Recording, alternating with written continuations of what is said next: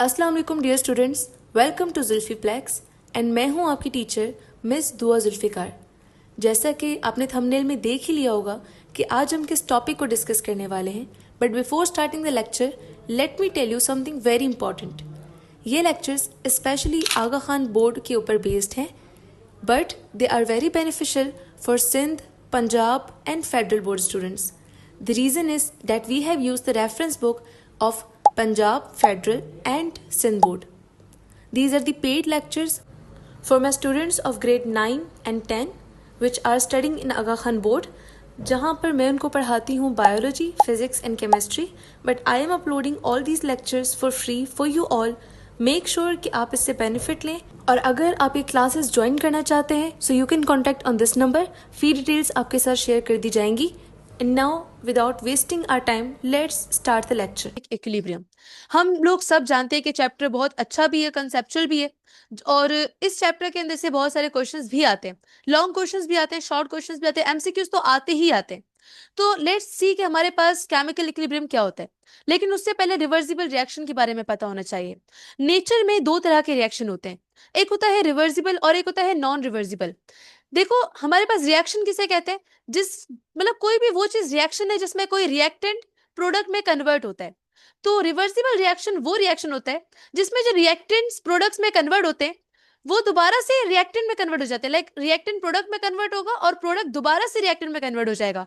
For example, हमारे पास nitrogen gas एक रिएक्टेंट है, हाइड्रोजन गैस एक रिएक्टेंट है. तो जब ये आपस में रिएक्ट करते हैं they form a gas which is known as NH3. NH3 का नाम क्या है?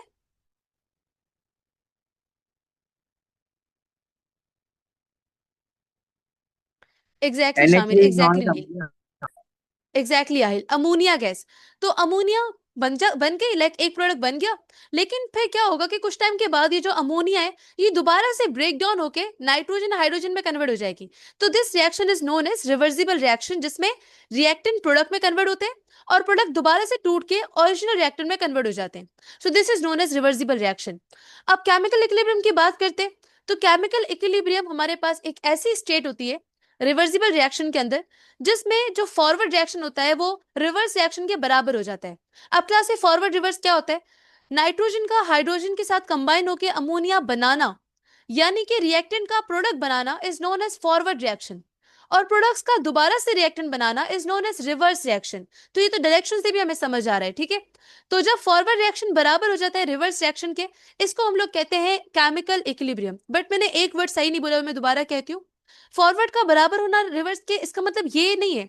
इसका मतलब है rate of forward reaction equals to rate of reverse reaction. जिस स्पीड से फॉरवर्ड रिएक्शन होगा अगर उसी स्पीड से रिवर्स रिएक्शन होगा तो इसको हम लोग बोलेंगे ये केमिकल इक्विलिब्रियम है. अच्छा, मेरा एक और आप लोगों से क्वेश्चन है. हम अक्सर कहते हैं कि equilibrium and dynamic equilibrium, equilibrium and dynamic equilibrium.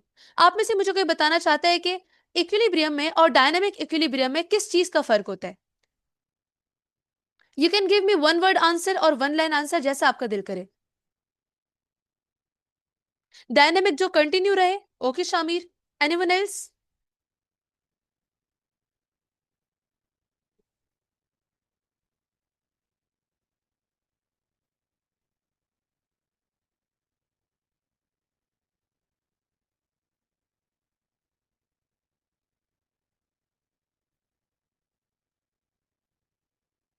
Concentrations constant रहे प्रोडक्ट्स की और रिएक्टेंट्स की.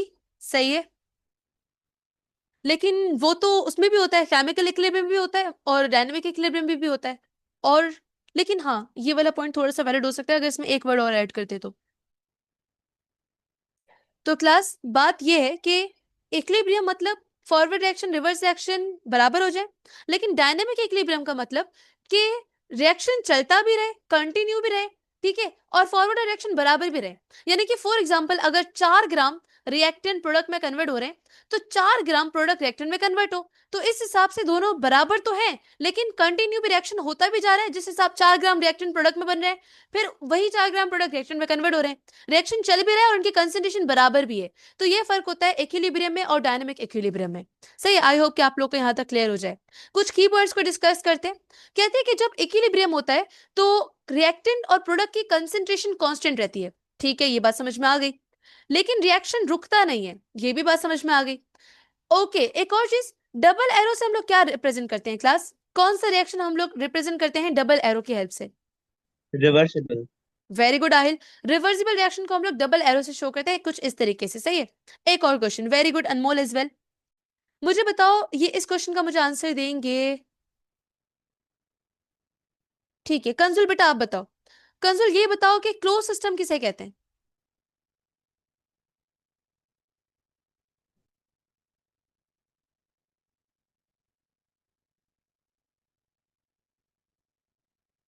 क्लोज सिस्टम, एक होता है ओपन सिस्टम, एक होता है क्लोज सिस्टम, और एक होता है आइसोलेटेड सिस्टम। हमने तीनों पढ़े थे। तो क्लोज सिस्टम किसे कहते हैं? ऑप्शन दे देती हूँ मैं आपको। जिसमें एनवायरनमेंट और सिस्टम की एनर्जी ट्रांसफर हो, जिसमें सिस्टम और एनवायरनमेंट का मैटर ट्रांसफर हो, या जिसमें ना एनर्जी ट्रांसफर हो ना मैटर ट्रांसफर हो, और या ऑप्शन नंबर डी नन। सी, एक्सेलेंट। तो बेटा हमारे पास क्लोज सिस्टम उसको कहते हैं जिसमें सिस्टम और एनवायरनमेंट के दरमियान कोई एक्सचेंज नहीं होता। जो चीजें सिस्टम के अंदर है वो अंदर ही रहेंगी, सही है। तो अब हमारे पास कुछ एमसीक्यूज है, we have 2 MCQs class. Chemical equilibrium कहते हैं कि तब होता है जब,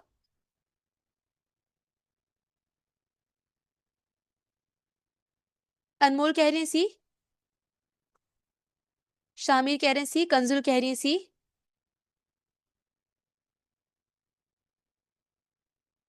नील इकरा आहिल, नील कह रहे हैं सी, आहिल एंड इकरा कह रही C, excellent. The correct answer is C, जिसमें फॉरवर्ड रिएक्शन और रिवर्स रिएक्शन के रेट्स इक्वल हो जाते हैं। ठीक है नील, आप मुझे रेट वर्ड के लिए एक और वर्ड बता सकते हो? रेट के लिए हम क्या कह सकते हैं? और स्पीड, वेरी गुड। चलें अब हमारे पास एक और क्वेश्चन है। A reversible reaction is represented by, तो ये अभी हमने पढ़ा भी था, क्या था? अनमोल कह रही बी, कंजुल कह रही बी, शामिर कह रहे हैं बी, इकरा कह रही है बी, एक्सलेंट। इकरा मैं आपका नाम लेने वाली थी और आपने आंसर कर दिया, excellent. B is the correct answer, very good Aahil and Neel as well. Double arrow से शो करते हैं। अच्छा मेरे पास दो जो ना वो शॉर्ट क्वेश्चन है। अब आपको करना क्या है, मैं आपको जस्ट 2 मिनट दूंगी। आपको मुझे इन दोनों क्वेश्चंस के आंसर बताने, लेकिन वो स्टूडेंट्स बताएंगे जिनका मैं नाम लूंगी। तो मतलब हर ऐसे लोग के बाद हमने कुछ शॉर्ट क्वेश्चंस ऐड किए हुए, स्पेसिफिकली पे जिसका नाम मेंशन होगा वो उस क्वेश्चन का आंसर जल्दी से दे देगा। तो पहला सवाल है डिफाइन केमिकल इक्विलिब्रियम। तो ये क्वेश्चन डिफाइन कर दें आहिल। आहिल बताओ what is chemical equilibrium, how will you define chemical equilibrium. बाकी बच्चे सेकंड क्वेश्चन को केमिकल देखें। इक्विलिब्रियम के अंदर एक जो, मतलब मैम उर्दू में बता सकते हैं वैसे? आहिल इंग्लिश में बता सकते हैं। So chemical equilibrium is a type of reaction in which the forward and reversible reaction occurs and do not change and environment do not interfere during the reaction. Reaction occur in closed chamber or etc. Excellent, अपने features भी बता दिए। Define करने के लिए आप just 2 lines को भी यूज कर सकते थे, तो आपने डिफाइन भी किया और फीचर्स भी बताए। मैं इसलिए ये बात कह रही हूँ क्योंकि बाकी स्टूडेंट्स को ऐसा ना लगे कि इतना बड़ा आंसर है। डिफाइन आप लोग 2 लाइन में भी कर सकते हो, ठीक है। आहिल ने एक्स्ट्रा पे फीचर बताए। Chemical equilibrium is a reaction in which rate of forward reaction becomes equal to the rate of reverse reaction. Second question है why equilibrium is establish only in close system. तो इस question का answer करेंगे Shamir. Shamir make sure आपकी आवाज थोड़ी loud हो क्योंकि स्लो होती है, थोड़ा तेज बोलना। इक्विलिब्रियम सिर्फ क्लोज सिस्टम में क्यों होता है शामिर?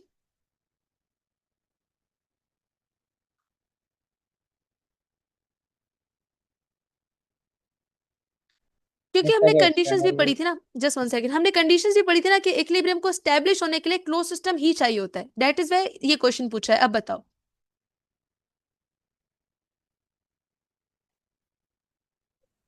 जैसा कि कोई बाहर की जो उसको डिस्टर्ब ना कर दे इक्विलिब्रियम को उसके जाए। ताकि बाहर की कोई चीज डिस्टर्ब ना कर दे इक्विलिब्रियम को, एग्जैक्टली exactly। क्योंकि देखो अगर ओपन सिस्टम होगा तो हमें कैसे पता चलेगा कि फॉरवर्ड रिएक्शन और रिवर्स रिएक्शन की क्वांटिटीज इक्वल है? क्योंकि हो सकता है बाहर से कोई गैस ऐड हो जाए, कोई दूसरा रिएक्शन हो जाए।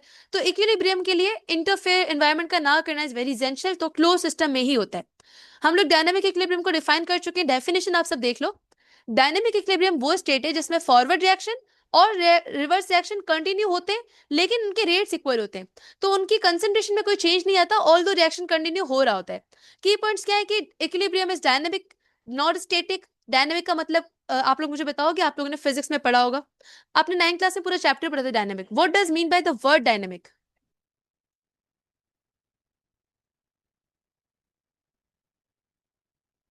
डायनामिक अल्फाज का मतलब क्या है?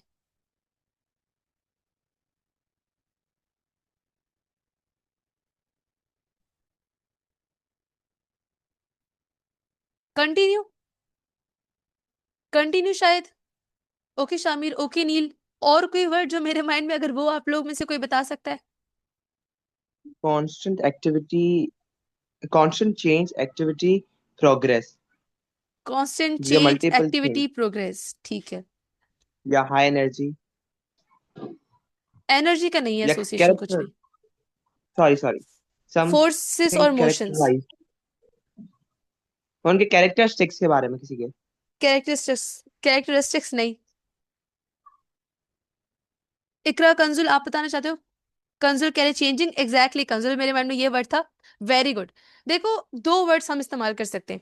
एक हम लोग इस्तेमाल कर सकते हैं डायनेमिक के लिए वर्ड चेंजिंग, कि कॉन्स्टेंटली किसी चीज की पोजीशन, किसी चीज के रेट, किसी चीज की कंसंट्रेशन चेंज होते रहे तो वो डायनामिक कहलाता है। याद है हमने सपोर्ट एंड मूवमेंट में भी डायनामिक्स पढ़ा था। ठीक है, क्योंकि बोन्स चेंज होती रहती हैं, बढ़ती रहती है, तो मतलब चेंज हो रहे हैं, वो एक जगह पर रुके हुए नहीं है। ऐसे नहीं कि वो स्टेटिक रुके हुए हैं, वो मूव कर रहे हैं। ठीक है, तो चेंजिंग होना, या सिंपली हम लोग कह सकते हैं इसके अलावा कंटिन्यू रहना। तो इन दोनों में से जो आपका दिल करे वो वर्ड आप यूज करो, ठीक है। Excellent class.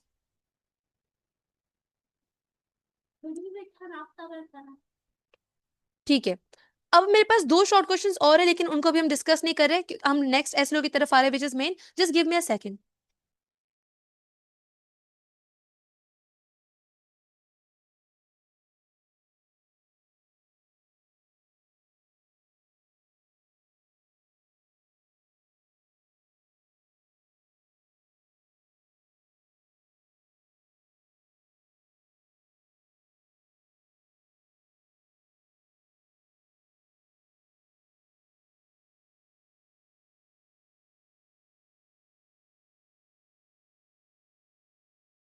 ओके, यहां तक सबको सब क्लियर है, आगे चले।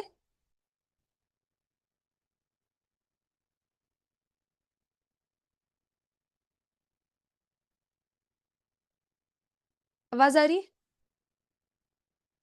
Okay okay. Okay class, now हमारे पास पेपर में से इस टॉपिक में से 3 साल एक क्वेश्चन रिपीट हुआ है, और वो हम डिस्कस भी करेंगे जब हम लोग इसके पास पेपर्स को भी देखेंगे नेक्स्ट में। तो let's move towards SLO 9.1.3, forward and reverse reactions. ठीक है, हम लोग इसकी मैक्रोस्कोपिक कैरेक्टरिस्टिक्स को पढ़ेंगे मेनली। देखो, हम लोग ने अभी डिस्कस किया कि फॉरवर्ड रिएक्शन का मतलब होता है रिएक्टेंट का प्रोडक्ट में कन्वर्ट होना, और रिवर्स का मतलब होता है प्रोडक्ट का रिएक्टेंट में कन्वर्ट होना। एग्जाम्पल आपके सामने है कि हाइड्रोजन और आयोडीन, हाइड्रोजन, अच्छा सॉरी, ये नाम मुझे आप लोग बताओगे। हाइड्रोजन गैस और आयोडीन मिलकर HI बना रहे हैं। HI का नाम क्या है?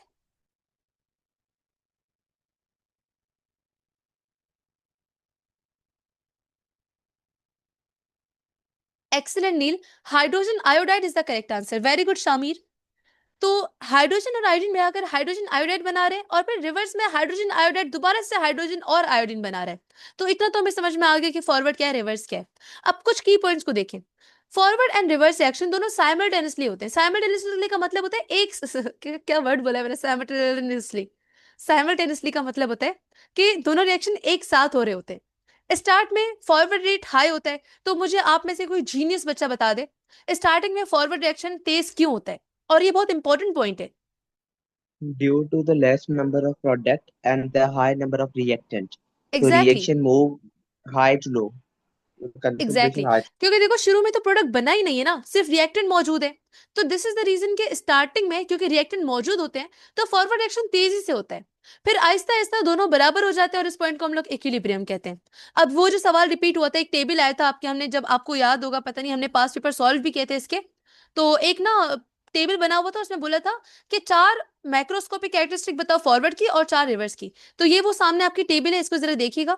सबसे पहला पॉइंट है हमारे पास, फॉरवर्ड रिएक्शन हमारे पास वो होता है जिसमें रिएक्टेंट प्रोडक्ट में कन्वर्ट होते हैं, रिवर्स में प्रोडक्ट रिएक्टेंट में कन्वर्ट होते हैं। दूसरी प्रॉपर्टी है कि जो फॉरवर्ड रिएक्शन है वो लेफ्ट टू राइट होता है। ऑब्वियसली देखो, ये लेफ्ट है ये राइट है, तो लेफ्ट से राइट हो रहा है, जबकि reverse reaction right to left होता है। कितना इजी पॉइंट है। फॉरवर्ड रिएक्शन स्टार्ट में ज्यादा तेज फास्ट होता है, ऑब्वियसली क्योंकि रिएक्शन ज्यादा होते हैं। रिवर्स हमारे पास बिगिनिंग में स्लो होता है, लेकिन बाद में जो है ना वो तेज हो जाता है। स्टार्टिंग में बहुत स्लो होता है वो। तो ये चौथा पॉइंट ये था कि बाद में फॉरवर्ड एक्शन स्लो हो जाता है और रिवर्स एक्शन स्पीड अप हो जाता है ग्रेजुअली। सही। तो ये हमारे पास कुछ इक्विलिब्रियम उसकी फॉरवर्ड और रिवर्स की कुछ मैक्रोस्कोपिक प्रॉपर्टीज थी।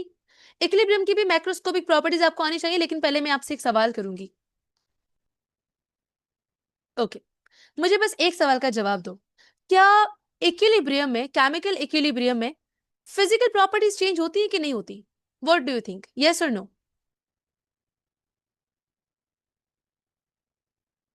नील कह रहे नहीं होती, शामिल कह रहे नहीं होती है। ओके, और इकरा, कंजुल, अनमोल, आहिल? आहिल कह रहे हैं, रिपीट करूं? मैं कह रही हूं कि क्या केमिकल इक्विलिब्रियम में फिजिकल प्रॉपर्टीज चेंज होती है, यस और नो? फिजिकल प्रॉपर्टीज जैसे कलर, डेंसिटी वगैरह। ओके, आहिल भी कह रहे हैं यस होती है, अनमोल कह रहे नहीं होती। 2 वोट्स यस के, 2 वोट्स नो के। तो बेटा करेक्ट आंसर पता है क्या है? इकरा कह रही होती है, ठीक है, ज्यादा वोट्स होने के। कंजुल, उंजिला? कंजुल कह रही नहीं, बराबर बराबर हो गया। उंजिला कह रही नहीं, नहीं कि ज्यादा वोट्स हैं अब। तो क्लास देखो, द करेक्ट आंसर इज, हमारे पास याद रखिएगा ये मैक्रोस्कोपिक कैरेक्टरिस्टिक भी है डायनामिक इक्विलिब्रियम की, कि पहली बात, इक्विलिब्रियम सिर्फ तब अचीव होता है जब क्लोज सिस्टम होता है। ये बात हमें समझ में आ गई, हमने अभी स्टार्टिंग में डिस्कस भी की थी। इक्विलिब्रियम हमारे पास एक ऐसा रिएक्शन होता है, एक ऐसी स्टेट होती है जिसमें रिएक्शन रुकता नहीं है, बल्कि फॉरवर्ड और रिवर्स दोनों बराबर हो जाते हैं और सेम मतलब होते रहते हैं स्पीड के साथ। तीसरी बात कि इक्विलिब्रियम के अंदर हमारे पास जो कंसंट्रेशन है रिएक्टेंट की और प्रोडक्ट की, वो चेंज नहीं होती। और आखिरी की जो फिजिकल प्रॉपर्टीज हैं वो सेम रहती हैं, यानी कि फिजिकल प्रॉपर्टीज चेंज नहीं होती। एक्सेलेंट जिन्होंने नहीं का बोला है, जैसे कि कलर हो गया, डेंसिटी हो गई, ये प्रॉपर्टीज सेम रहती है इक्विलिब्रियम के अंदर। सही।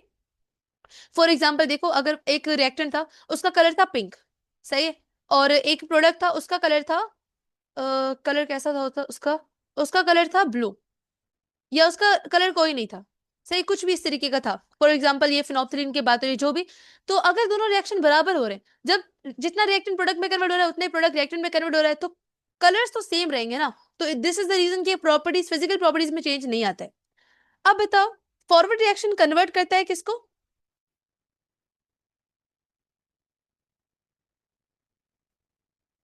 Reactant into product. Option number B. And बाकी बच्चे क्या कह रहे हैं?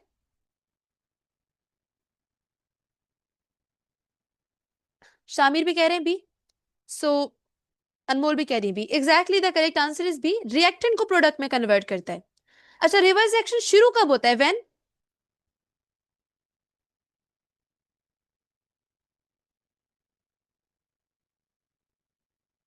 नील कह रहे हैं बी, अनमोल कह रही है बी।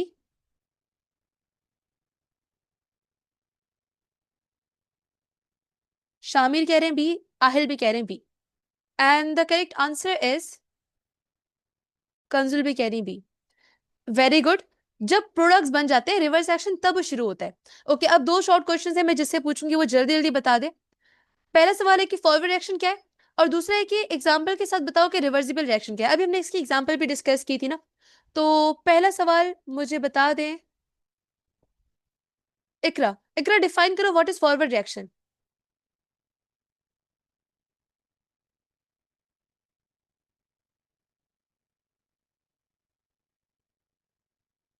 और सेकंड क्वेश्चन मैं पूछूंगी,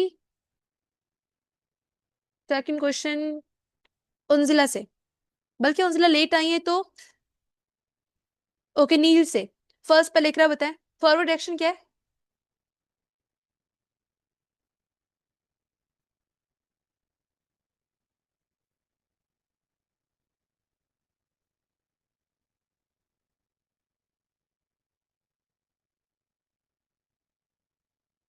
reactant convert into product. Very good Iqra. और आपने ये भी बताना है कि जिसमें लेफ्ट टू राइट जो है ना वो रिएक्टेंट प्रोडक्ट में कन्वर्ट होते हैं। ओके नील, आप बताओ सेकंड क्वेश्चन, मुझे एग्जांपल के साथ रिवर्सिबल रिएक्शन बताओ। हाइड्रोजन एंड आयोडीन, ये तो रिएक्टेंट है ना, ये रिवर्सिबल की एग्जांपल कैसे हुए?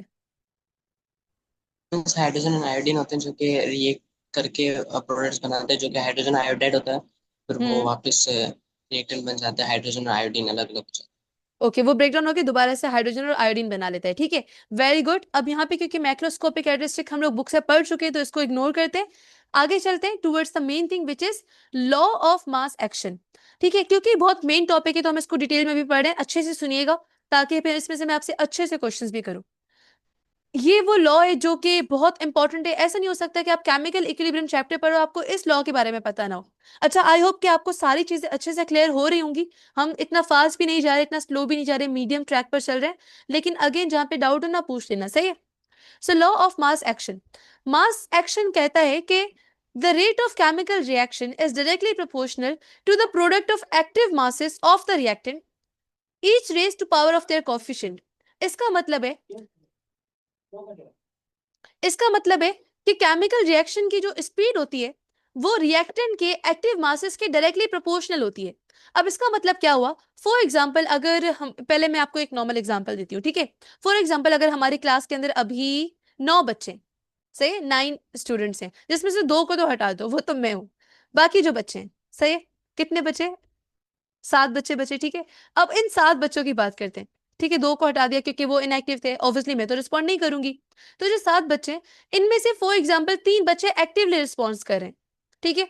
अब ये जो 3 बच्चे हुए ये हम कहलाएंगे एक्टिव बच्चे। तो हमारी क्लास कितनी अच्छी होती है ये डिपेंड करेगा इन 3 बच्चों पर, ठीक है, क्योंकि जितना अच्छा ये रिस्पॉन्ड करेंगे उतनी हमारी क्लास इंटरैक्टिव होगी। तो बच्चे तो 7 हैं, कंसंट्रेशन तो 7 है, लेकिन इसमें से एक्टिव 3 है। ऐसे ही जब भी कोई केमिकल रिएक्शन हो रहा होता है तो फॉर एग्जाम्पल उस रिएक्शन में हाइड्रोजन है और उसके 9 मोल्स हैं, लेकिन कितना हाइड्रोजन एक्टिवली रिएक्ट कर रहा है वो है 4 मोल। तो ये जो एक्टिव मास होगा ना हाइड्रोजन का, यानी कि जो 4 मोल हाइड्रोजन है, इस पर डिपेंड करेगी उस केमिकल रिएक्शन की स्पीड। तो अब थोड़ा डेफिनेशन पे वापस आते हैं कि किसी भी केमिकल रिएक्शन, जो भी केमिकल रिएक्शन होता है उसकी जो स्पीड होती है, उसका जो रेट होता है वो रिएक्टेंट के एक्टिव मासेस के बराबर होता है, सही, रिएक्टेंट की कंसंट्रेशन के बराबर होता है। जितनी ज्यादा रिएक्टेंट की कंसंट्रेशन होगी, जितना ज्यादा रिएक्टेंट के एक्टिव मासेस होंगे, उतना ज्यादा वो रिएक्शन जल्दी होगा। ये कोएफिशिएंट वाली बात मैं भी आपको यहां से समझाती हूँ। तो फॉर एग्जांपल आप लोग यहां पर देखो, एक रिएक्शन था हमारे पास, सही है। तो इस रिएक्शन में पहले हमने नॉर्मल अल्फाबेट्स को रखा हुआ है कि एक ए है रिएक्टेंट और एक रिएक्टेंट है बी। अब वो आपस में रिएक्ट कर रहे हैं और वो बना रहे हैं सी और डी, ठीक है। ये प्रोडक्ट्स हैं हमारे, इनको हम लोग इस तरह के ब्रैकेट्स में शो करते हैं। अब आप सपोज करो कि जो ए बी और सी डी है, ठीक है, ये इनकी मोलर कंसेंट्रेशन है। तो इनको मैं भी लिखती हूँ। पहले फॉरवर्ड रिएक्शन की बात करते हैं। फॉरवर्ड रिएक्शन आप सब जानते हो कि जिसमें रिएक्टेंट प्रोडक्ट में कन्वर्ट हो, तो रिएक्टेंट हमारा है ए प्लस बी, तो ये हमारे पास फॉरवर्ड रिएक्शन कहलाएगा। तो फॉरवर्ड रिएक्शन को हम लोग शो करते हैं के एफ से और रिवर्स को शो करते हैं के आर से, ये बात याद रखना। तो इस यहाँ पर देखें कि जो रेट ऑफ फॉरवर्ड रिएक्शन होगा वो बराबर होगा ए और बी के। तो मैंने यहाँ पर इसको कुछ ऐसे लिखा हुआ है बुक में हमारी कि के एफ और ब्रैकेट के अंदर, स्क्वायर ब्रैकेट के अंदर ए और बी, यानी कि जो वो है हमारे पास फॉरवर्ड रिएक्शन है, ठीक है, वो है ए और बी का, और जो रिवर्स रिएक्शन है वो है सी और डी का। तो आपके सामने दोनों लिखे हुए हैं, पहले के एफ है और नीचे के आर है। मैं इसको थोड़ा सा जूम कर लेती हूँ, अब ठीक है।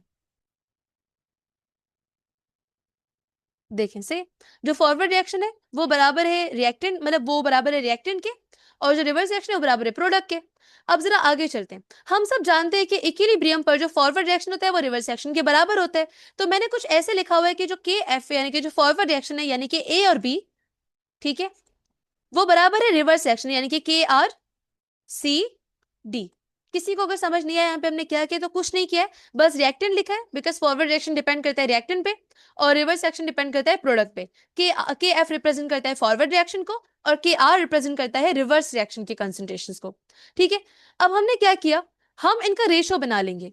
तो रेशो में हम लोग हमेशा जो प्रोडक्ट है हमारा उसको ऊपर लिखते हैं और रिएक्टेंट को नीचे लिखते हैं, ये लॉ है, ठीक है। तो हमने क्या किया, प्रोडक्ट को ऊपर लिखा और रिएक्टेंट को नीचे। तो आप यहाँ पर देख सकते हो कि के, ठीक है, K F divided by K R is equal to C D, और नीचे ए भी आ गया। तो जो रेशो बना हमारे पास के सी का, कोई बताएगा what is K C? Equilibrium constant. Exactly, very good. जितनी भी लॉज हैं उनमें हमेशा हम प्रोपोर्शनैलिटी की साइन को हटा के ऑलवेज कोई ना कोई कांस्टेंट लगाते हैं। तो यहाँ पर हमारे पास जो कांस्टेंट होगा वो केसी होता है। इसके बारे में भी हम लोग पढ़ेंगे भी, केसी की वैल्यू किस चीज के ऊपर डिपेंड करती है, इसकी यूनिट्स क्या होती हैं, एवरीथिंग विल डिस्कस। तो simply forward reaction reverse reaction हमने लिखा, फिर उनका रेशो बनाया, और अब हमने क्या करना है कि के एफ को के आर को हटा दो, सही। इसकी जगह हम लोग सिंपली लिखेंगे के सी को। तो जो फाइनल, वैसे हम लोग ये फाइनल भी मैं आपको बता सकती थी क्योंकि ये एक वो है वन शॉट लेक्चर, लेकिन हमने फिर भी डेरिवेशन को थोड़ा सा डिस्कस किया है। तो जो हमारे पास फाइनल वैल्यू आएगी वो आएगी K C is equal to C D divided by A B. ये कहलाता है लॉ ऑफ मास एक्शन का कांस्टेंट। ठीक है, केसी प्रोडक्ट्स ओवर रिएक्टेंट के बराबर होता है। अच्छा, मेरा एक और सवाल है, मुझे ये बताओ, मैंने आप लोगों को पढ़ाया भी था, जैसे हमने लिखा है के एफ अपॉन के आर। हम सब जानते हैं कि जो फॉरवर्ड रिएक्शन है वो बराबर था ए बी के, और रिवर्स रिएक्शन बराबर था सी डी के। तो हमने के एफ के आगे सी डी और के आर के आगे ए बी क्यों लिखा है?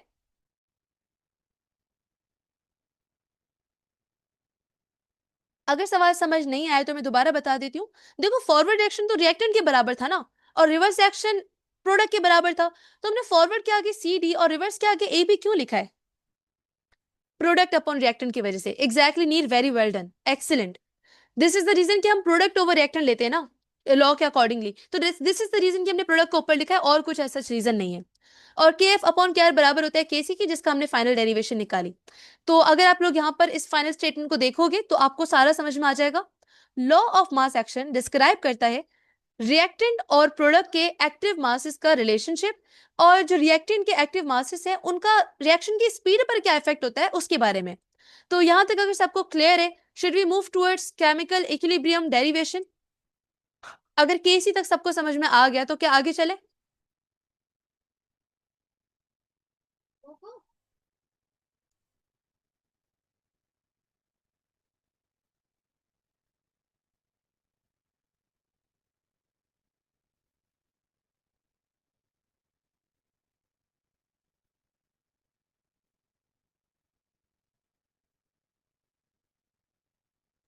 जी मिस।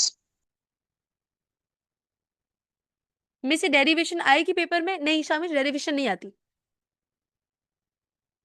अब ज्यादातर केसेस में तो नहीं आती, आपके केस में आ जाए आपके नसीब के ऊपर तो मुझे पता नहीं, लेकिन अभी हमने, मेरे पास इसके सारे सेग्रीगेटेड पास पेपर्स पड़े हुए हैं, तो उसमें एक भी सवाल डेरिवेशन का नहीं आया। हाँ, फाइनल का जरूर आया है। मैथ्स में भी नहीं आती? इकरा, मैं मैथ्स पढ़ाती नहीं हूँ, मुझे कैसे पता?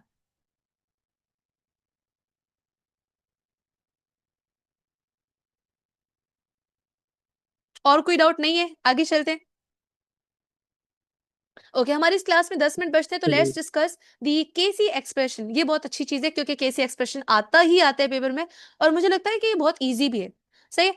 तो डिस्कस करते हैं हम लोग केसी के एक्सप्रेशंस के बारे में। मैम, जी आहिल। आप रिपीट करेंगे law of mass action? Law of mass action कहता है कि किसी भी केमिकल रिएक्शन की जो स्पीड होती है वो डायरेक्टली प्रोपोर्शनल होती है रिएक्टेंट की कंसंट्रेशन पर। जितना रिएक्टेंट ज्यादा होगा, जितना उसका एक्टिव मास ज्यादा होगा, उतना वो केमिकल रिएक्शन जल्दी होगा। सही? तो हेयर द डेरिवेशन।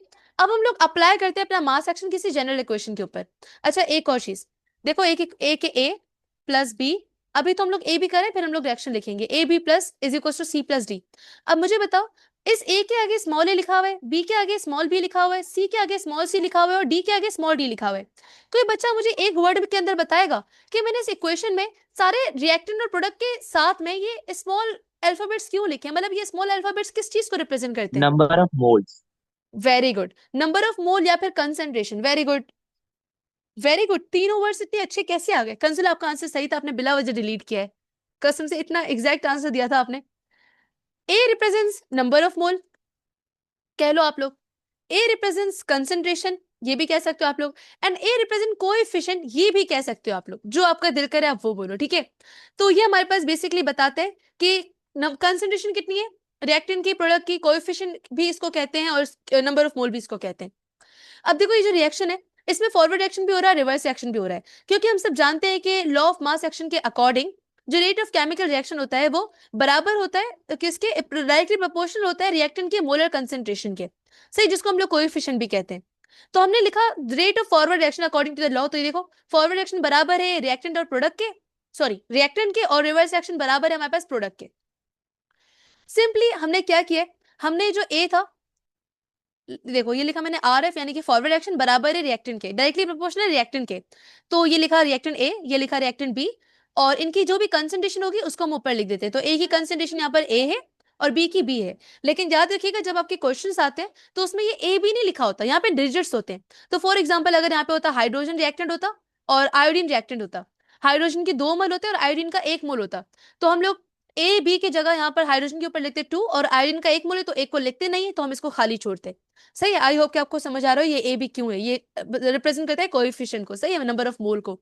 तो क्वेश्चन में जितने भी होंगे हम वो लिख देंगे। फिलहाल ए बी है तो हमने ए बी लिखा है। सही है। अब आप सब जानते हो कि हम लोग जब प्रोपोर्शनलिटी के साइन को हटाते हैं तो कोई ना कोई कांस्टेंट देते हैं। तो हमने लिख दिया K F is equal, sorry, R F is equal to K F, यानी कि फॉरवर्ड डायरेक्शन का कांस्टेंट, और बाकी वैल्यूज वैसे के वैसी, कैपिटल ए कैपिटल बी, और ये इनके कोएफिशिएंट दे दिए। सही है। रिवर्स के लिए भी सेम टू सेम प्रोसेस होगा, बस यहाँ पे आर एफ की जगह आर आर लिखोगे। डायरेक्टली प्रोपोर्शनल है किसके, सी के और डी के, और उनकी कंसेंट्रेशन को ऊपर लिख देंगे, स्मॉल सी स्मॉल डी, जो भी वैल्यू होगी हम वो लिखेंगे, और अगेन प्रोपोर्शनलिटी की साइन को हटाएंगे और कांस्टेंट लगाएंगे, तो हो जाएगा R R is equal to K R, और ये सी और ये डी। अब आते हैं फाइनल की तरफ। फाइनल में हमने क्या करना है, आप सब जानते हो कि प्रोडक्ट्स को ऊपर लिखते हैं, रिएक्टेंट्स को नीचे लिखते हैं। तो हमने लिख दिया सी डी, नीचे लिख दिया ए बी, और ऊपर इनकी कंसेंट्रेशन लिख दी। देखो अगर देखा जाए तो सारी चीजें सेम है, बस यहाँ पर कोएफिशिएंट को हमने ऐड किया है। मिस एसएलओ में डेरिवेशन, बेटा एसएलओ में ये आता है जो अभी हमने डिस्कस करना, आपको रिएक्शन दिए होते हैं और आपको बोला होता है कि केसी का एक्सप्रेशन लिखो। तो जो हमने अभी जनरल इक्वेशन लिखी है ना, ये पेपर में जरूर आती है, लेकिन जनरल की फॉर्म में नहीं आती, रिएक्शन की फॉर्म में आती है। तो जनरल मैंने आपको समझा दिया, अभी रिएक्शन में आपको समझाती हूँ। इस तरीके के क्वेश्चन आते हैं। अभी जो हम सेग्रीगेटेड पास पेपर सॉल्व करे थे उसमें से आई गेस आप लोगों को याद होगा 3-4 सवाल थे जिसमें रिएक्शन गिवन था और बोला था कि केसी का एक्सप्रेशन लिखो। तो अभी जो मैंने आपको समझाया, इट्स टाइम कि हम इसको अप्लाई करते हैं एक रिएक्शन के ऊपर। तो एक रिएक्शन है, नाइट्रोजन एक रिएक्टेंट है और ऑक्सीजन एक रिएक्टेंट है। बताओ एनओ का मतलब क्या है, एनओ का नाम क्या है, कौन सी गैस? बता दिया तो मैं मानूंगी आप पढ़ते हो कुछ।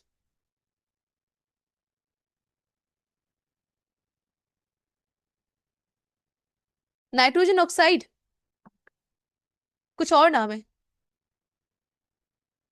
नाइट्राइड? नहीं, नाइट्रोजन मोनोऑक्साइड। हाँ, एक ऑक्सीजन को मोनो कहते हैं क्योंकि यहाँ पे एक ऑक्सीजन है, तो नाइट्रोजन मोनोऑक्साइड इसको कहते हैं। सही है। दो होते तो नाइट्रोजन डाइऑक्साइड हो जाता, सिंपल। चलो अप्लाई करते हैं। तो फॉरवर्ड रिएक्शन और रिवर्स रिएक्शन के लिए हमको लिखना है ना, तो लिख लेते हैं। देखो सबसे पहले हमने लिखा R F and R R. R F forward reaction के लिए और आर आर रिवर्स रिएक्शन के लिए। ठीक है। नाइट्राइट अनिल हम लोग ओवरऑल कहते हैं। ठीक है। नाइट्रोजन जब भी नाइट्रोजन ऑक्साइड होता है, नाइट्राइड हाइड्रोजन के साथ होता है, तो जिस ओवरऑल नेम होते हैं, स्पेसिफिक नाम नहीं होते नाइट्राइड। जैसे हाइड्रोजन के हाइड्राइड होते हैं ना, तो जब भी हाइड्रोजन किसी मेटल के साथ होता है तो उसको हाइड्राइड कहते हैं। इस जैसे नाइट्रोजन जब किसी मेटल के साथ होता है तो उसको हम लोग नाइट्राइड कहते हैं।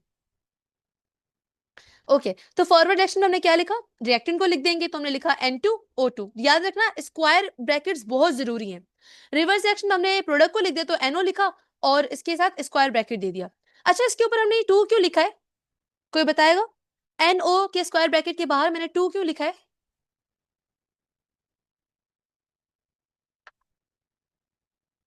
क्योंकि इसके मोल जो है वो 2 है, और 2 मोल्स है। क्योंकि इसके साथ जो कोएफिशिएंट नंबर ऑफ मोल है वो 2 है, तो हमने इसलिए 2 लिखा है। रिएक्टेंट के साथ क्यों नहीं लिखा हमने, क्योंकि बेटा रिएक्टेंट के साथ क्वेश्चन में कुछ गिवन था ही नहीं, तो कुछ नहीं लिखा।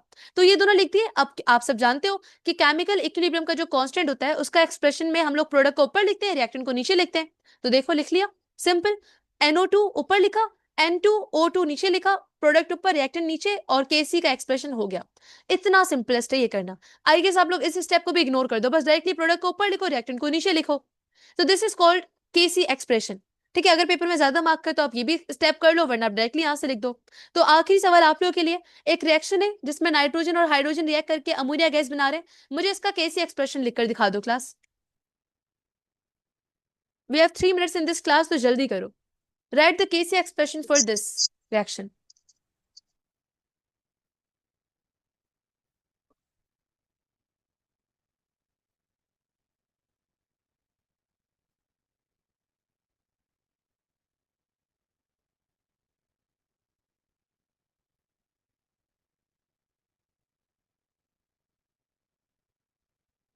मुझे ना ऐसा लग रहा है आप लोग इसमें एक चीज को कुछ बच्चे मिस कर देंगे। लेट्स सी करते हो कि नहीं करते हो।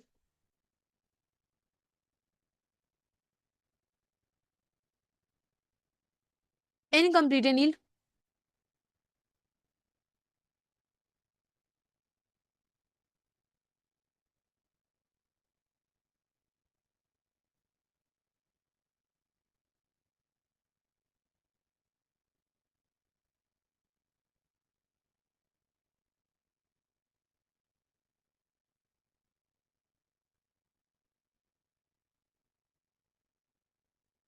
2 मिनट क्लास, जल्दी जल्दी।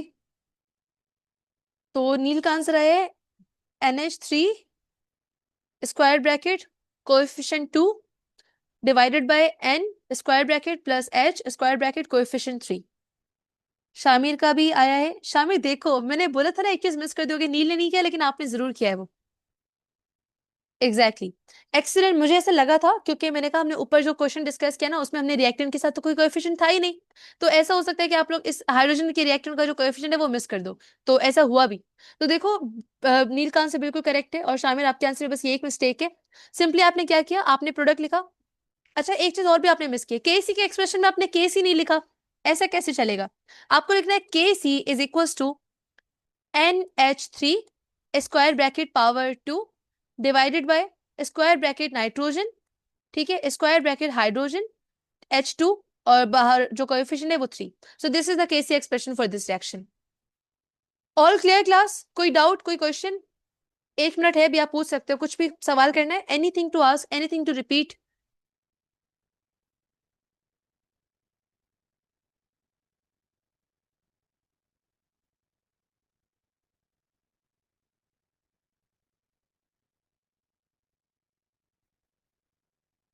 उंजिला मैं आपसे एक सवाल कर लेती हूँ जब तक कोई सोचे कि कोई डाउट तो नहीं है। उंजिला आप मुझे बस जल्दी से बता दो, लॉ ऑफ मास एक्शन की डेफिनेशन क्या है? Hurry up, what is law of mass action? Definition कह लो या स्टेटमेंट कह लो, स्टेटमेंट क्या है?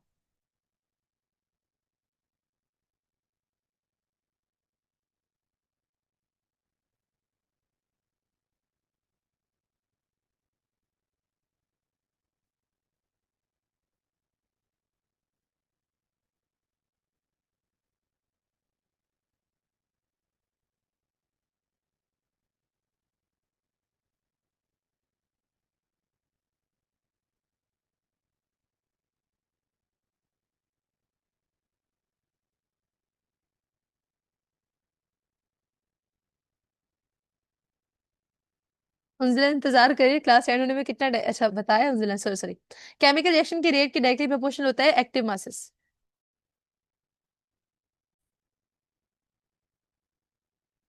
सो class let's continue the chapter. हम लोगों ने ऑलमोस्ट आधा चैप्टर कवर कर लिया, now just 4 topics are remaining, ठीक है, तो उसको इस क्लास में कवर करते हैं।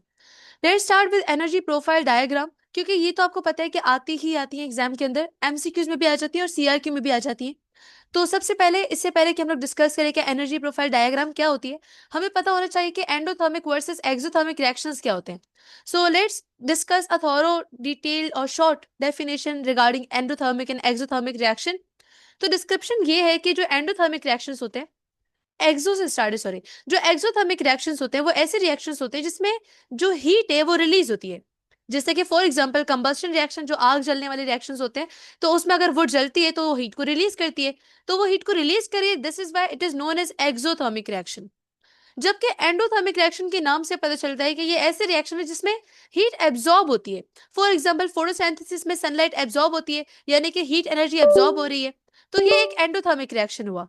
अब पहले तो मुझे आपसे ये पूछना है कि मुझे एक एक एग्जांपल आप लोग और दे दो एंडोथर्मिक की, और एक एग्जांपल दे दो एक्सोथर्मिक की, इनके अलावा, कंबशन और फोटोसिंथेसिस के अलावा।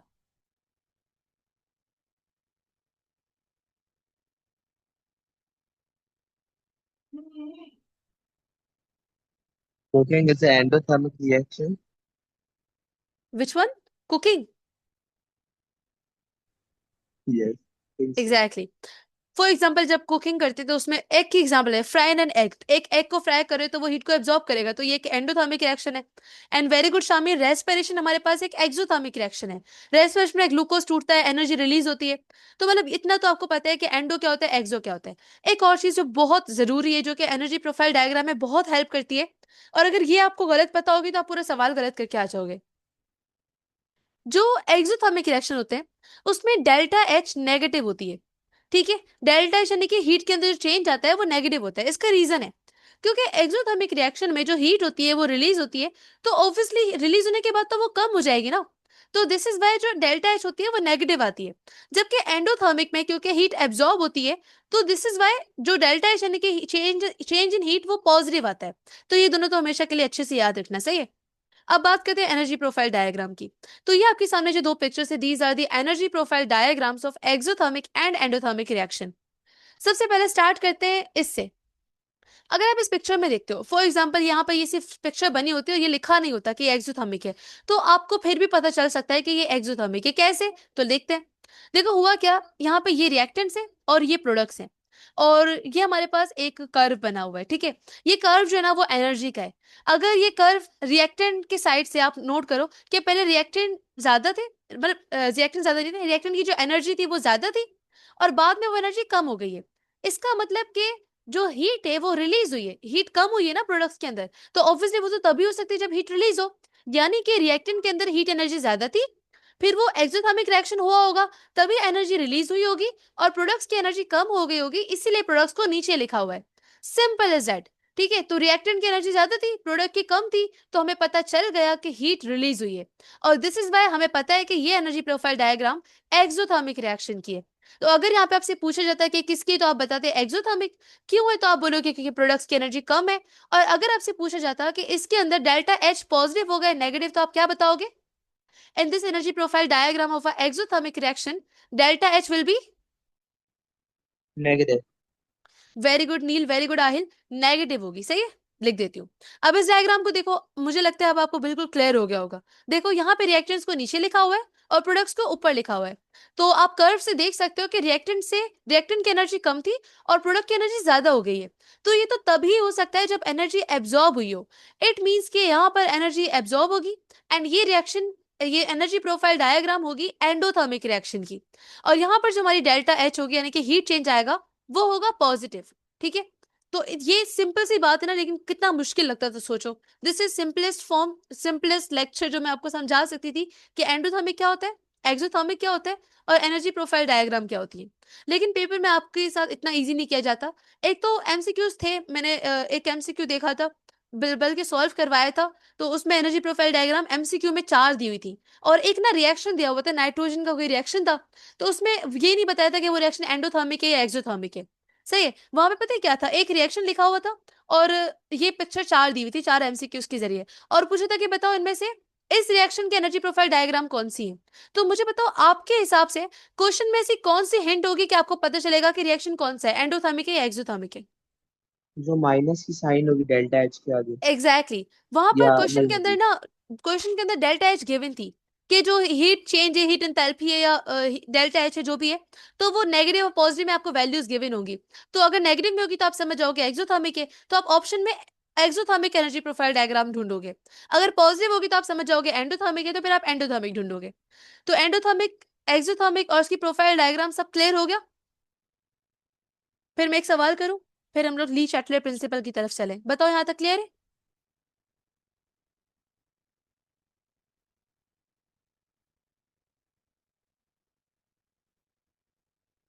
यस क्लियर है।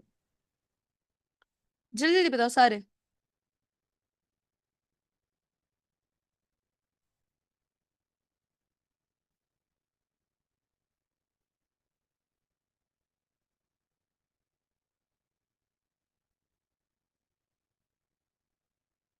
ठीक है, चलें, चलते हैं। एक सवाल है मेरा, इससे पहले कि हम लोग आगे चले, तो एक क्वेश्चन है। मुझे बताएं कि व्हाट इज एक्टिवेशन एनर्जी। ये आपने बायो में भी पढ़ा है और केमिस्ट्री में भी पढ़ा है। एक्टिवेशन एनर्जी किसको कहते हैं? क्योंकि देखो दोनों डायग्राम में ना एक्टिवेशन एनर्जी के बारे में लिखा हुआ है, तो ये एक्टिवेशन एनर्जी होता क्या है?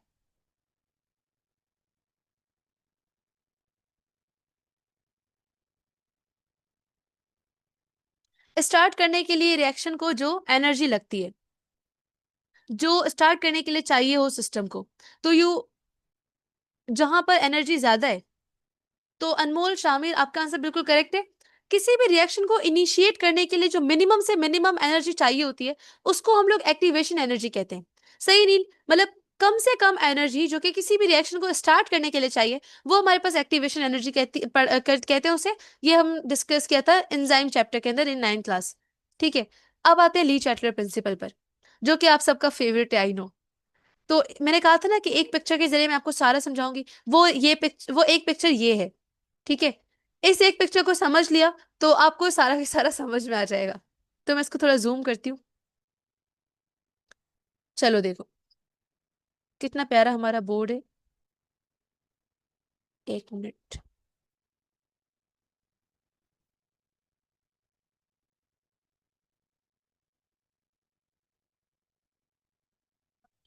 चलें, सबसे पहले क्लास, अब मैं इसको कैसे करूं, एक मिनट, ये तो मसला हो गया है। हो गया। सी, इक्विलिब्रियम से स्टार्ट करते हैं। ली चैटलर प्रिंसिपल के बारे में हमको पढ़ना है। तो रिवर्सिबल रिएक्शन में हम सब जानते हैं कि जो प्रोडक्ट्स हैं वो दोबारा से रिएक्टेंट बना सकते हैं, we all know. Dynamic equilibrium के अंदर फॉरवर्ड एंड रिवर्स रिएक्शन के रेट्स तो इक्वल होते ही हैं, लेकिन उनकी कंसंट्रेशन जो है ना वो चेंज नहीं होती वक्त के साथ, ये भी हम जानते हैं। तो इसकी इन्होंने अच्छी से एग्जांपल दी हुई यहाँ पे बोला हुआ है कि फॉर एग्जांपल देखो ये एक डर्ट है और उसका कुछ बड़ा सा पाइल बना हुआ है, और अब हो क्या रहा है कि जो पर्सन 1 है वो इस डर्ट को रिमूव कर रहा है यहाँ से, और जो पर्सन 2 है वो इस डर्ट को वापस नीचे भेज रहा है। तो जितनी डर्ट को पर्सन 1 रिमूव कर रहा है उतनी ही डर्ट वापस पर्सन 2 नीचे भेज रहा है। तो दोनों की कंसर्न अब ऐसे नहीं कि दोनों रुके हुए हैं, ये कंटिन्यूसली बेचारा डर्ट को पीछे फेंके जा रहा है, लेकिन ये भी फेंके जा रहा है। तो जिसकी वजह से दोनों की कंसंट्रेशन बराबर है, सेम ही है, चेंज हो ही नहीं रही। जितनी वो पर्सन 1 डर्ट को रिप्लेस कर रहा है उतनी सेकंड वाला वापस भेज रहा है। अब आते हैं ली चैटलर प्रिंसिपल के ऊपर। ली चैटलर प्रिंसिपल कहता है कि जब भी आप लोग, मैम दोबारा बताएं क्या कह रही थी? दोबारा बताऊं क्या? आप क्या कह रही थी? वो एग्जांपल कौन से दे रही थी, समझ में नहीं आया सर। मैं एग्जांपल दे रही थी फॉरवर्ड एंड रिवर्स रिएक्शन की कंसंट्रेशन की। मैं कह रही थी कि देखो जो पर्सन 1 है वो डर्ट को रिमूव कर रहा है और पर्सन 2 उतनी ही डर्ट को नीचे भेज रहा है। तो समझो कि जो पर्सन 1 है उसके पास रिएक्टेंट है, जो पर्सन 2 है वो प्रोडक्ट है। तो जो रिएक्टेंट, जितना रिएक्टेंट खत्म हो रहा है उतना प्रोडक्ट दोबारा से रिएक्टेंट में कन्वर्ट हो रहा है। जितनी डर्ट पर्सन 1 फेंक रहा है उतनी ही डर्ट पर्सन 2 वापस भेज रहा है। तो रिएक्टेंट प्रोडक्ट में कन्वर्ट हो रहा है, प्रोडक्ट वापस रिएक्टेंट में कन्वर्ट हो रहे हैं। तो इसकी वजह से इनकी कंसंट्रेशन सेम रहती है, बल्कि वो रिएक्शन कंटिन्यू हो रहा है लेकिन कंसंट्रेशन बराबर रहती है, क्योंकि सेम स्पीड से दोनों काम कर रहे हैं। सही, अब आते हैं ली चैटलर प्रिंसिपल पे। तो ली चैटलर प्रिंसिपल कहता है कि जब भी कोई सिस्टम डायनामिक इक्विलिब्रियम के अंदर है, ठीक है, जब भी कोई सिस्टम डायनामिक इक्विलिब्रियम में है, मतलब प्रोडक्ट रिएक्टेंट में, रिएक्टेंट प्रोडक्ट में इक्वल स्पीड के साथ कन्वर्ट हो रहे हैं, तो अगर आप उस सिस्टम में, उस रिएक्शन में कुछ भी चेंज करते हो, तो जो सिस्टम होता है वो उस डायरेक्शन में जाता है जिसमें वो मतलब चेंज को रोक सके। किसी भी रिएक्शन में अगर डायनामिक इक्विलिब्रियम की स्टेट मौजूद है और आप उसमें कोई भी चीज चेंज करते हो, आप टेम्परेचर चेंज करते हो, प्रेशर चेंज करते हो या कंसंट्रेशन चेंज करते हो, तो ये तीनों चीजें जब आप चेंज करोगे सिस्टम कुछ ना कुछ ऐसा करेगा कि वापस सब कुछ सेम हो जाए, नॉर्मल हो जाए। तो इसको हम लोग कहते हैं ली चैटलर प्रिंसिपल। अब थोड़ा मैं बताती हूँ प्रॉपर डेफिनेशन क्या है। कि Le Chatelier principle states that when a change is made to the condition of dynamic equilibrium, कि जब भी किसी डायनामिक इक्विलिब्रियम में कोई भी कंडीशन चेंज होती है, the system moves to counteract the change. तो सिस्टम उस डायरेक्शन में मूव करता है जहां पे वो उस चेंज को खत्म कर सके, कॉन्टरैक्ट कर सके, जिसकी वजह से वापस से सब चीजें नॉर्मल हो जाती हैं। अब मैं आपको समझाती हूँ। चलो पहले ये बताओ कि आप सिस्टम में कितनी तरह के चेंज ला सकते हो? 1 2 3 4, मतलब चेंजिंग करने के लिए आप किन किन चीजों को चेंज कर सकते हो, नाम भी बता दो। शामिर कह रहे 3, वेरी गुड शामिर। कौन कौन सी? Which changes you can make in a system? Temperature, concentration, and third Shamir ने बताया pressure, very good. Pressure. Temperature, concentration और प्रेशर, ठीक है, वेरी गुड नील। इन तीनों चीजों को चेंज कर कर आप लोग जो है ना वो सिस्टम के अंदर चेंजिंग तो ला सकते हो थोड़े वक्त के लिए, क्योंकि बाद में तो सिस्टम सब कुछ ठीक कर देगा। तो पहली कंडीशन से स्टार्ट करते हैं, विच इज कंसंट्रेशन। अब जरा गौर से सुनना, ठीक है। हुआ क्या कि आपने रिएक्टेंट की कंसंट्रेशन को बढ़ा दिया, तो आपने सिस्टम में चेंज तो ला दिया। अब सिस्टम कुछ ऐसा करेगा कि दोबारा से सब कुछ ठीक हो जाए, चेंज खत्म हो जाए। अब होगा क्या कि फॉर एग्जाम्पल ये रिएक्शन है, ठीक है, A+2B C+D। अब आपने रिएक्टेंट को बढ़ाया है। अब देखो, रिएक्टेंट जो है ना वो प्रोडक्ट में कन्वर्ट होता है और प्रोडक्ट रिएक्टेंट में कन्वर्ट होता है, ये बात हम जानते हैं। तो जो जब बताओ रिएक्टेंट प्रोडक्ट में कन्वर्ट होता है तो उसको हम लोग फॉरवर्ड रिएक्शन कहते हैं, और जब प्रोडक्ट रिएक्टेंट में कन्वर्ट होता है उसको हम लोग रिवर्स रिएक्शन कहते हैं। अगर सिस्टम कहता है, ली शटलर प्रिंसिपल कहता है कि अगर आप रिएक्टेंट बढ़ाते हो, ए को बढ़ाते हो या बी को बढ़ाते हो, तो पहले तो आप लोग अपने अंदाजे से मुझे बताओ, अगर आपने रिएक्टेंट्स को बढ़ाया है तो फॉरवर्ड रिएक्शन ज्यादा होगा तब रिएक्टेंट खत्म होगा, या रिवर्स रिएक्शन ज्यादा होगा तब रिएक्टेंट खत्म होगा? नील कह रहे हैं फॉरवर्ड, शामिल कह रहे हैं forward, and the correct answer is yes, forward. देखो बेटा, जब आपने रिएक्टेंट की कंसंट्रेशन को बढ़ाया है तो जो सिस्टम है वो फॉरवर्ड रिएक्शन को बढ़ा देगा। फॉरवर्ड रिएक्शन ज्यादा होगा तो जो एक्स्ट्रा रिएक्टेंट है वो कंज्यूम हो जाएगा, एंड दिस इज हाउ दोबारा से सब कंडीशंस नॉर्मल हो जाएंगी।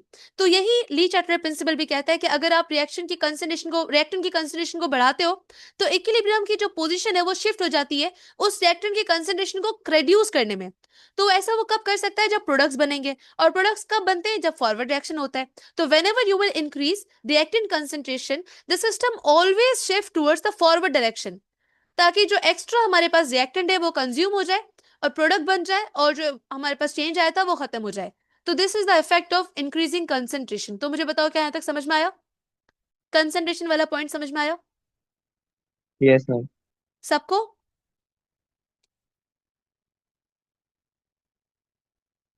उनजिला, कंजुल, जस्ट से यस और नो, ठीक है?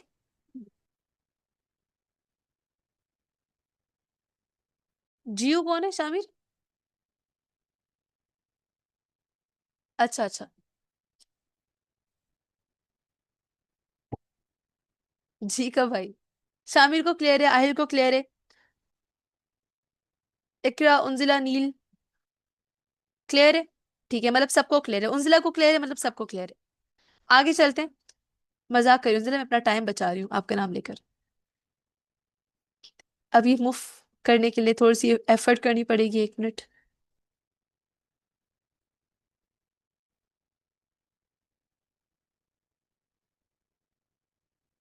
ओके, अब आते हैं टेम्परेचर पे, ठीक है? क्लास समझना, टेम्परेचर की बात करते हैं। अगर आप टेम्परेचर को बढ़ाते हो, इसमें याद रखना रिएक्शन की कंसंट्रेशन बढ़ेगी तो फॉरवर्ड रिएक्शन। अच्छा सॉरी, मैंने एक तो पूछा ही नहीं आपसे। मुझे बताओ, अगर प्रोडक्ट की कंसंट्रेशन बढ़ाते तो रिएक्शन किस डायरेक्शन में जाता?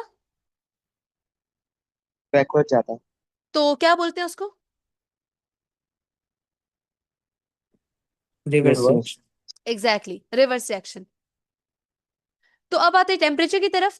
हमने क्या किया? टेम्परेचर को बढ़ा दिया, तो जो इक्विलिब्रियम होगा वो according to the Le Chatelier principle वो उस डायरेक्शन में जाएगा, उस पोजीशन में शिफ्ट होगा जहां पे वो टेम्परेचर के इफेक्ट को रिड्यूस कर सके।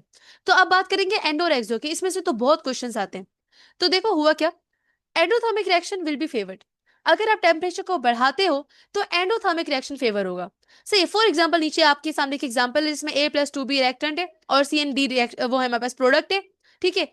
जो अच्छा क्वेश्चन में बताया हुआ है कि जो हमारे पास ए जो रिएक्टेंट प्रोडक्ट में कन्वर्ट हो रहा है, यानी कि जो फॉरवर्ड रिएक्शन है वो एक्सोथर्मिक है, लिखा हुआ है।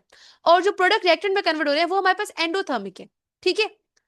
अब हमें पता है कि जो टेम्परेचर बढ़ेगा तो जो रिएक्शन होगा वो एंडोथर्मिक होगा। पहले मुझे बताओ, क्या कोई मुझे बताएगा कि क्यों एंडोथर्मिक होगा? टेम्परेचर के बढ़ने से एंडोथर्मिक रिएक्शन फेवर क्यों होगा?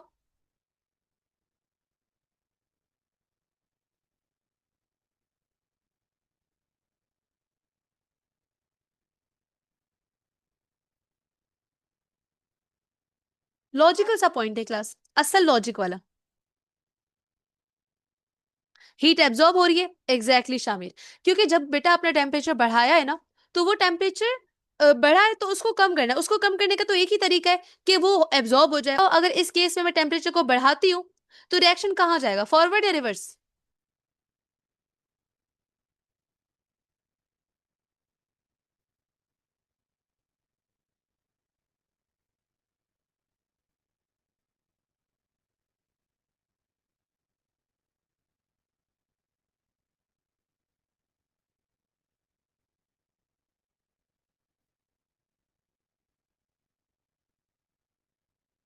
आवाज आ रही है? आवाज नहीं आ रही है, आंसर नहीं आ रहा क्लास, ये भी क्लियर करते जाना। मैंने क्या पूछा? मैंने कहा कि अगर टेम्परेचर को बढ़ाते हैं इस केस में तो रिएक्शन फॉरवर्ड जाएगा या रिवर्स जाएगा?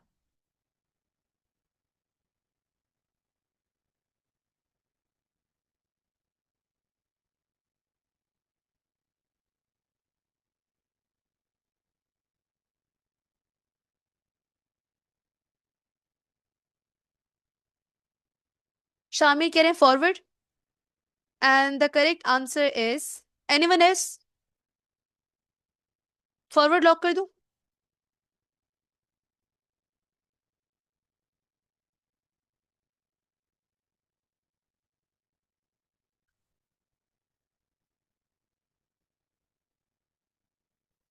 ओके जीनियस बच्चों, अब जरा सुनो गौर से, ठीक है? टेम्परेचर को इंक्रीज करने से यहाँ पर लिखा हुआ है कि equilibrium position shift to reduce the temperature. यहाँ पर लिखा हुआ है कि जो आपके पास फॉरवर्ड रिएक्शन है वो एक्सोथर्मिक है और जो रिवर्स रिएक्शन है वो एंडोथर्मिक है। टेम्परेचर इंक्रीज किया है क्योंकि हमने, तो हम चाहेंगे कि वो रिएक्शन हो जहां पर ये एक्स्ट्रा टेम्परेचर एब्जॉर्ब हो जाए। तो सिस्टम फेवर करता है रिवर्स रिएक्शन को बिकॉज इट इज एंडोथर्मिक, ताकि जो एक्स्ट्रा टेम्परेचर है वो एब्जॉर्ब हो जाए। और यहीं पर अगर हम लोग टेम्परेचर को डिक्रीज कर देते हैं तो सिस्टम फेवर करेगा फॉरवर्ड रिएक्शन को, क्योंकि वो एक्सोथर्मिक है, ताकि जो एक्स्ट्रा हीट एनर्जी है क्योंकि टेम्परेचर कम हुआ है ना, तो हम चाहते हैं कि एक्सोथर्मिक रिएक्शन हो ताकि हीट रिलीज हो, ठीक है, और दोबारा से टेम्परेचर नॉर्मल हो जाए। तो सिस्टम अगर टेम्परेचर को इंक्रीज करेगा तो फॉरवर्ड रिएक्शन नहीं होगा बल्कि रिवर्स होगा बिकॉज दैट इज एंडोथर्मिक, और अगर टेम्परेचर को डिक्रीज करेगा तो फॉरवर्ड रिएक्शन होगा बिकॉज दैट इज एक्सोथर्मिक, तो हीट रिलीज होगी एंड हमारे पास दोबारा से टेम्परेचर जो है वो बढ़ जाएगा। तो ये यहाँ पर लिखा हुआ भी कि the exothermic reaction will be favoured if we decrease the temperature because in the above example the forward reaction is exothermic. So this was the effect of temperature. मुझे बताओ समझ में आया?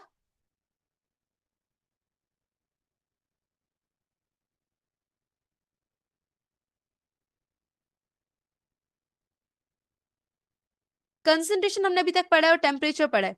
क्या टेम्परेचर भी उतना ही क्लियर है जितना कंसंट्रेशन क्लियर था? मैं एक बार चेक कर लेती हूँ।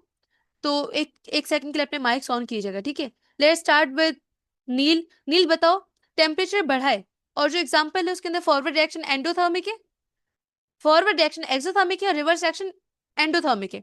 अब मुझे बताओ कि अगर टेम्परेचर को इंक्रीज करते तो रिएक्शन किस डायरेक्शन में जाएगा, फॉरवर्ड या रिवर्स?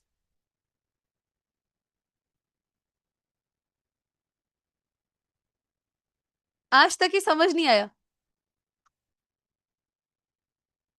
जी आहिल आप बताओ। मैम क्वेश्चन रिपीट करेंगे एक बार? एक मिनट, मेरे पास एक आइडिया है, क्या याद रखोगे आप लोग भी? एक सेकेंड।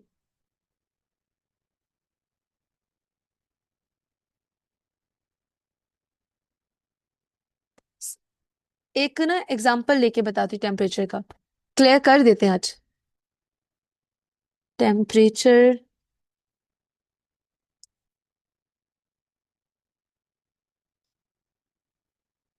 रीचार्ट क्लियर प्रिंसिपल।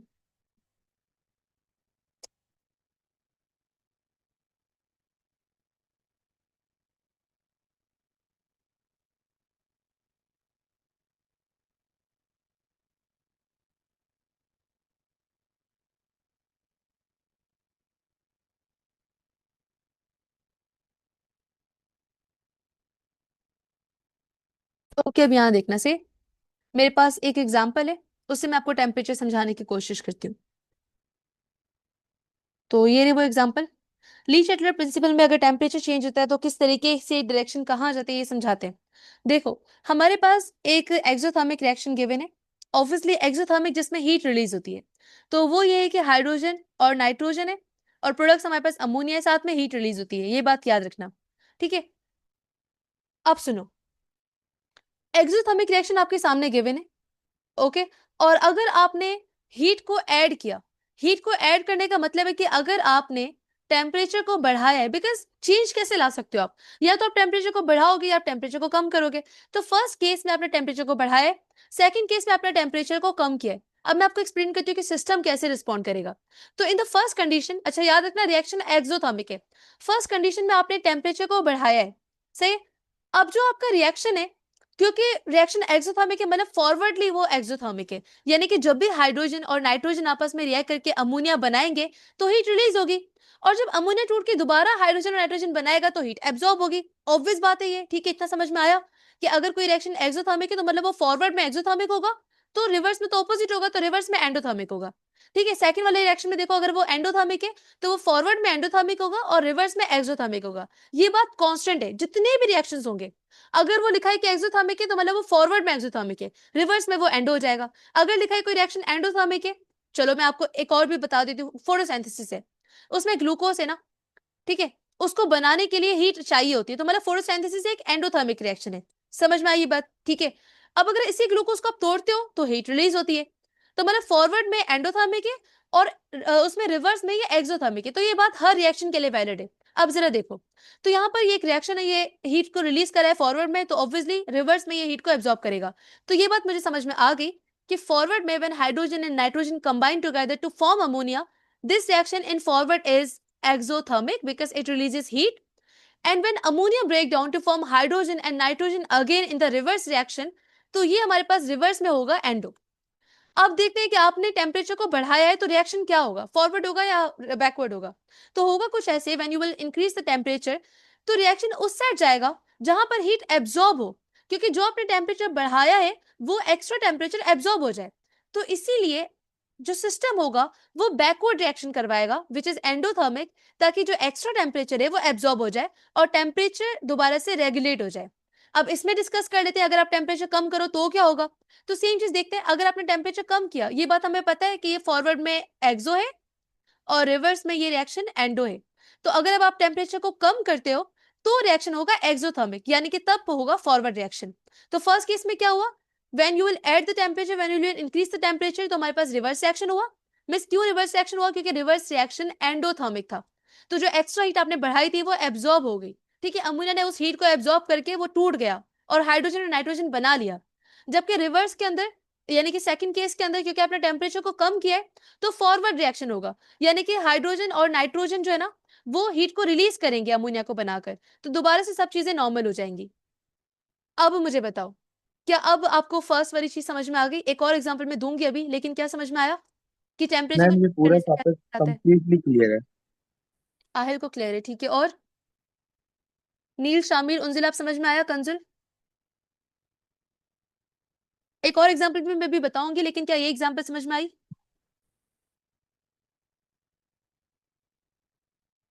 चलो शुक्र है। एक और एग्जांपल की बात करते हैं। देखो इसमें जो मैंने भी आपको अभी एग्जांपल दी, ये फॉरवर्ड में, मतलब ये था एक्सोथर्मिक रिएक्शन, ठीक है। तो हमें पता था कि अगर ये एक्सो है तो रिवर्स में ये एंड होगा। अब जिस रिएक्शन की हम लोग बात करें वो एंडोथर्मिक है, सही। तो हमारे पास N2O4 एक कंपाउंड है, ठीक है। ये हमारे पास हीट इसके साथ ऐड होती है ना जब, यानी कि ये एंडोथर्मिक रिएक्शन ना, तो जब ये हीट की इसको हीट मिलती है तो ये हमारे पास टूट जाता है नाइट्रोजन डाइऑक्साइड के अंदर, मतलब कि ये एंडोथर्मिक रिएक्शन है। और ऑब्वियसली फिर जब नाइट्रोजन डाइऑक्साइड को दोबारा ये कंपाउंड बनाना होगा तो उसको हीट चाहिए होगी, यानी कि फॉरवर्ड में ये एंडोथर्मिक है और रिवर्स में ये रिएक्शन एक्सोथर्मिक है, ठीक है। अब पहले आपने क्या किया, आपने टेम्परेचर बढ़ाया, तो देखते हैं कि रिएक्शन कहां जाएगा, सिस्टम इस रिएक्शन को कहां शिफ्ट करेगा। तो when you will increase the temperature, तो मैंने बताया था कि जब टेम्परेचर को बढ़ाते हैं तो रिएक्शन एंडोथर्मिक की तरफ शिफ्ट होता है, ताकि बढ़ा हुआ टेम्परेचर एब्जॉर्ब हो जाए।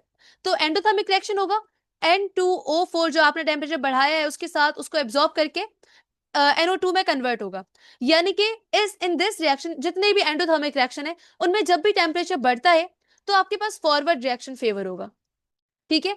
अब इसका ऑपोजिट देख लेते हैं, अगर आप टेम्परेचर को कम कर देते हो तो क्या होगा। तो when you will decrease the temperature, तो एज वी ऑल नो के रिवर्स रिएक्शन एक्सोथर्मिक है, तो सिस्टम है वो रिएक्शन को बैकवर्ड यानी कि रिवर्स शिफ्ट करेगा, ताकि हीट जो है ना वो रिलीज हो और जो टेम्परेचर आपने कम किया वो दोबारा से बढ़ जाए। तो ये एग्जाम्पल हो गई एंडोथर्मिक की। अब बताओ टेम्परेचर के दोनों एग्जाम्पल में से कोई सवाल, जैसे यस और नो। अगर यस तो पूछें, अगर नो तो फिर आगे चलें। नो, आज समझ में आ गया नील?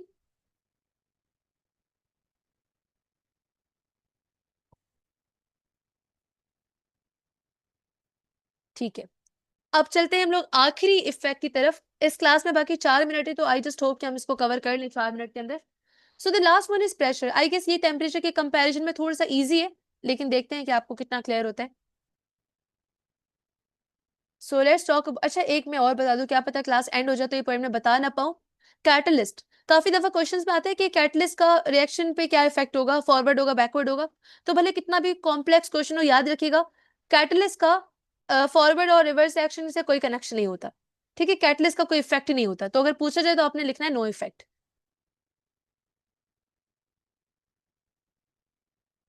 Let's talk about the last thing which is pressure. Let's talk कि प्रेशर का ली चार्टर प्रिंसिपल के अकॉर्डिंगली रिएक्शन पर क्या इफेक्ट होता है। तो देखो प्रेशर के आगे पास्कल लिखा हुआ है, PA stands for pascal which is the unit of pressure. तो जब आप प्रेशर को बढ़ाते हो तो इक्विलिब्रियम उस डायरेक्शन में शिफ्ट होगा जहां पे प्रेशर को कम किया जा सके। अब ये बात भी याद रखना, side of reaction with favour gas molecules favour. Pressure जब बढ़ता है तो रिएक्शन उस डायरेक्शन में जाता है जहां पर गैस के मॉलिक्यूल्स कम होंगे, और प्रेशर जब कम होता है तो रिएक्शन उस साइड शिफ्ट होता है जहां पे गैस के मॉलिक्यूल ज्यादा होंगे। सही है, दोबारा सुन लें। प्रेशर ज्यादा होगा तो उस साइड होगा रिएक्शन जहां पे गैस मॉलिक्यूल्स कम होंगे। अच्छा, गैस के नाम क्यों ले रही हूं मैं, क्योंकि बेटा प्रेशर का जो इफेक्ट है ना, वो लिक्विड और सॉलिड वाले रिएक्शंस पे होता ही नहीं है, सिर्फ गैसेस पर ही प्रेशर एप्लीकेबल होता है। तो जितने भी रिएक्शन गैसेस वाले होंगे उन्हीं में हम प्रेशर की बात करेंगे। सही। तो प्रेशर जब ज्यादा होगा तो रिएक्शन उस साइड जाएगा जहां पर गैस मॉलिक्यूल्स कम होंगे, और प्रेशर जब कम होगा तो रिएक्शन उस साइड जाएगा जहां पर गैस मॉलिक्यूल्स ज्यादा होंगे। मिस, हमें कैसे पता चलेगा कहां पर गैस के मॉलिक्यूल्स कम है कहां ज्यादा है, तो मैं बताती हूँ। देखो, ये फॉरवर्ड रिएक्शन है, इसमें ए का 1 मोल है और बी के 2 मोल है, यानी कि जो रिएक्टेंट है उनके जो नंबर ऑफ मोल है गैस के वो है 3, और प्रोडक्ट के हमारे पास मोल है 2। तो ये तो बात समझ में आ गई कि फॉरवर्ड रिएक्शन में नंबर ऑफ मोल ज्यादा है और रिवर्स रिएक्शन में यानी कि प्रोडक्ट में जो नंबर ऑफ मोल्स है वो कम है। तो जब बेटा प्रेशर बढ़ेगा तो रिएक्शन जाएगा कम की तरफ, यानी कि फॉरवर्ड रिएक्शन होगा। ठीक है, ज्यादा मॉलिक्यूल से कम की तरफ रिएक्शन जाएगा। और जब प्रेशर कम होगा तो कम से ज्यादा की तरफ, यानी कि रिवर्स रिएक्शन होगा। तो प्रेशर इतना सिंपल है। ठीक है, बस आपको ये याद रखना है कि ज्यादा होगा तो गैस मॉलिक्यूल्स जहां कम होंगे प्रेशर उस साइड रिएक्शन शिफ्ट होगा, और जब प्रेशर कम होगा तो रिएक्शन उस साइड जाएगा जहां पर गैस के मॉलिक्यूल ज्यादा होंगे। तो क्योंकि इस रिएक्शन के अंदर गैस के जो मॉलिक्यूल्स थे वो फॉरवर्ड में ज्यादा थे तो रिएक्शन फॉरवर्ड हुआ, और जब रिएक्शन प्रेशर कम हुआ तो आपके पास बैकवर्ड रिएक्शन होगा। इसकी भी मैं आपको एक एग्जांपल देती हूँ, रुको। मतलब जैसे एग्जाम्स में आती है ना वैसे एग्जांपल देती हूँ। प्रेशर की एग्जांपल ले लेते हैं यहाँ से।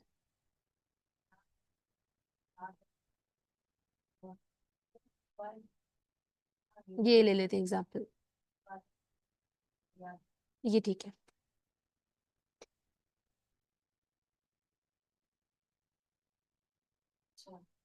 याद रखना, there is no effect of catalyst. ठीक है, तो ये देखो, ये एक रिएक्शन है हमारे पास, चेंज इन प्रेशर की बात करें क्योंकि हम लोग, तो नाइट्रोजन, हाइड्रोजन और अमोनिया, अभी इनने कितनी दफा इस एग्जांपल को डिस्कस किया है ना। अब आप नोट करो, नाइट्रोजन का 1 मोल है, हाइड्रोजन के 3, यानी कि रिएक्टेंट साइड पे 4 मोल है, जबकि प्रोडक्ट साइड पे 2 मोल है। तो मतलब ये बात क्लियर है कि रिएक्टेंट पे ज्यादा मोल है और प्रोडक्ट के साइड पे कम मोल है। तो जब टेम्परेचर बढ़ते हैं, यहाँ पे लिखा हुआ भी है, सॉरी मैंने एक्स्ट्रा लिखा है, 4 मोल यहाँ पे और प्रोडक्ट के 2 मोल है, यानी कि रिएक्टेंट साइड पे गैस के मॉलिक्यूल ज्यादा है, प्रोडक्ट साइड पे कम है। तो इक्विलिब्रियम वहां शिफ्ट होता है प्रेशर बढ़ने पर जहां पर गैस के मॉलिक्यूल्स कम हो, और कम होने पर वहां शिफ्ट होता है जहां पर गैस के मॉलिक्यूल ज्यादा हो। तो अगर इस केस में आप प्रेशर बढ़ाओगे तो रिएक्शन होगा फॉरवर्ड, यानी कि ज्यादा से कम की तरफ, और अगर आप प्रेशर को कम करोगे तो रिएक्शन होगा रिवर्स, यानी कि कम से ज्यादा की तरफ। अब मुझे बताओ, क्या सबको ली चैटलर प्रिंसिपल और उसकी तीनों कंडीशन सब कुछ क्लियर है? Okay, so class. मैम एक और चीज थी, जी आहिल। जो हमारे एसएलओस के अंदर है कैटलिस्ट, पर इससे हाँ, कोई रिएक्शन का चेंज नहीं होता, बस खाली रिएक्शन स्पीड अप होता है। यही तो मैंने 3 बार बताया है अभी कि कैटलिस्ट का याद रखना है कि कैटलिस्ट। मेरा नेट से नहीं होगा फिर। अच्छा, तो यदि नोट में भी लिखा हुआ है इसको याद रखना, using a catalyst increases the rate of both. Catalyst use करोगे तो फॉरवर्ड भी बढ़ेगा, बैकवर्ड रिएक्शन भी बढ़ेगा। तो मतलब कैटलिस्ट का इक्विलिब्रियम की पोजीशन के ऊपर कोई इफेक्ट नहीं होता। सही है, that's all for today's class. हमने पूरा चैप्टर कंप्लीट किया, एक टॉपिक रह गया, उसको हम लोग कल बायो के साथ कवर कर लेंगे। आई होप कि सबको लेक्चर समझ में आया होगा, अच्छे से आया होगा। मैं इस लेक्चर को कहीं पर अपलोड कर रही हूँ तो मैं आपको इसकी लिंक शेयर कर दूंगी कल, तो इन केस अगर आपको दोबारा रिपीट करना तो आप वो लेक्चर देख सकते हो। सही, अल्लाह हाफिज। मैम आपने यूट्यूब चैनल बना लिया? हाँ, मैं आपको लिंक शेयर कर दूंगी, जब मैं ये लेक्चर अपलोड करूंगी ना तो मैं आपको लिंक शेयर कर दूंगी।